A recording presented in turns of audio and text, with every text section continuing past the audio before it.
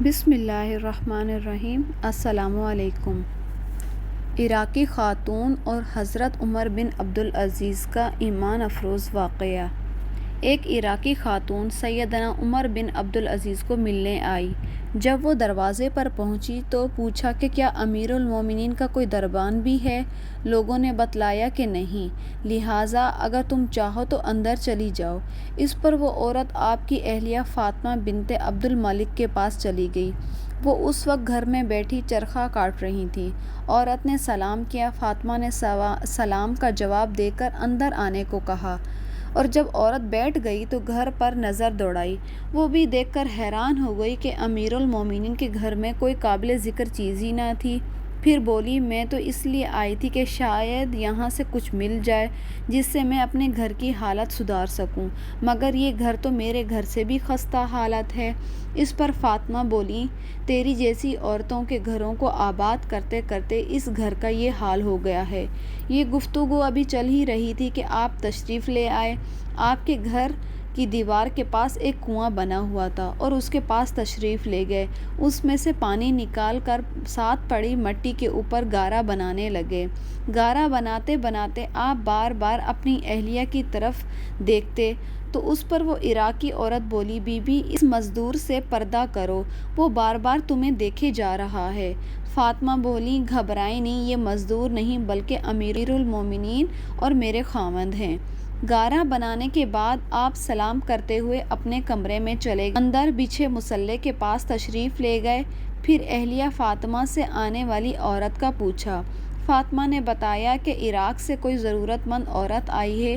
پھر آپ نے اپنے پاس رکھا ایک ٹوکرا اٹھایا جس میں کچھ انگور تھے۔ آپ اس میں انگور کے اچھے اچھے دانے چن کر فاطمہ کو دیتے رہے۔ پھر بولے، اس عراقی عورت کی طرف متوجہ ہو کر فرمایا، بی بی بتلاؤ تمہیں کیا حاجت ہے؟ وہ بولی، عراق سے آئی ہوں، 5 بیٹیاں گھر میں بیٹھی ہیں، شریف زادیاں ہیں، کوئی ان کا سرپرست نہیں۔ آپ کے پاس فریاد لے کر آئی ہوں، ان پر کوئی نظر شفقت کیجیے۔ یہ سن کر آپ رونے لگے۔ پھر آپ نے کاغذ اور قلم لیا اور ولی عراق کو خط لکھا۔ چنانچہ پوچھا، سب سے بڑی بیٹی کا نام بتاؤ۔ اس نے نام بتایا تو آپ نے اس کے نام کا ایک وظیفہ لکھ دیا۔ عورت نے خدا کا شکر ادا کیا۔ اسی طرح دوسری اور تیسری بیٹی کی دفعہ بھی آپ نے نام پوچھا اور انہوں نے نام بتایا اور آپ نے ان کی بیٹیوں کا وظیفہ لکھ دیا، جس پر وہ عورت رب کا شکر ادا کرتی رہی۔ جب آپ نے چوتھی بیٹی کا نام پوچھنے کے بعد وظیفہ لکھا تو وہ عورت خوشی سے گھبرا کر آپ کو دعا دینے لگی۔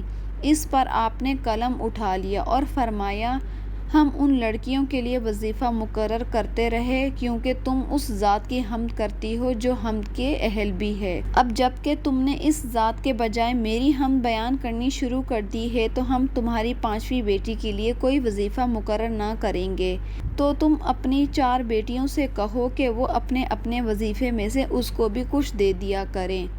وہ عورت آپ کا یہ خط لے کر عراق پہنچی، اسے ولی کے سپرد کیا۔ ولی وہ خط لے کر زور قطار رونے لگا اور بولا، خدا اس خط لکھنے والے پہ رحم کرے۔ اس پر وہ عورت بولی، کیا ان کا انتقال ہو گیا ہے؟ ولی نے کہا، ہاں۔ ابھی وہ بے قرار ہو کر پھوٹ پھوٹ کر رونے لگی اور سمجھی کہ شاید اب میری بیٹیوں کا وظیفہ جاری نہیں ہوگا۔ ولی عراق نے اس کی بے قراری کو دیکھ کر کہا، گھبراؤ نہیں، میں ان کے حکم نامے کی کسی بات کو رد نہیں کروں گا۔ چنانچہ